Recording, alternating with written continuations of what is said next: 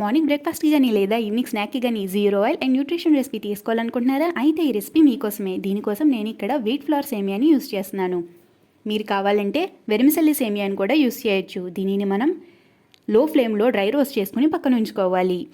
దీని తర్వాత ఒక కొబ్బరి తీసుకుని దానిపైన ఉన్న బ్రౌన్ షెల్ మొత్తం మ్యాక్సిమం వరకు రిమూవ్ చేసుకుని మిక్సీ చేసుకుని ఉంచుకోవాలి. ఒక వెజల్ తీసుకుని అందులో వాటర్ వేసి రోలింగ్ బాయిలింగ్ అయ్యాక మన సేమియా వేసి మెత్తగా కుక్ చేసుకోవాలి. నేను ఇక్కడ 1 or 2 డ్రాప్స్ ఘీ యూస్ చేశానండి. అది జస్ట్ సేమియా ఒకదానికొకటి స్టిక్ అవ్వకుండా ఉండడానికి మాత్రమే యూస్ చేశాను.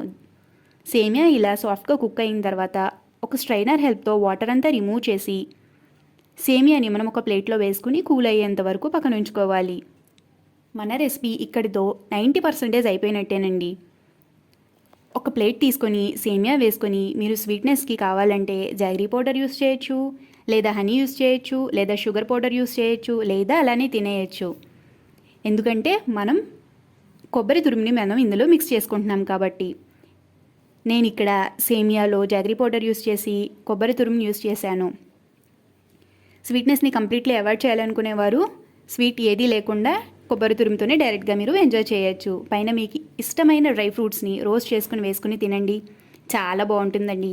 ఇది కేవలం టేస్టీ రెసిపీనే కాదండి, ఒక హెల్దీ బౌల్ కూడా. ఫైబర్, హెల్దీ ఫ్యాట్స్, ప్రోటీన్స్తో నిండి ఉంటుంది. ఇలాంటి హెల్దీ హోమ్ స్టైల్ రెసిపీస్ మీకోసం ఇంకా చాలా ఉన్నాయి. మన ఛానల్ జైకా ట్రీట్స్ని సబ్స్క్రైబ్ చేసుకోండి. ఈ వీడియో నచ్చితే లైక్ చేయండి, షేర్ చేయండి, సబ్స్క్రైబ్ చేసుకోండి.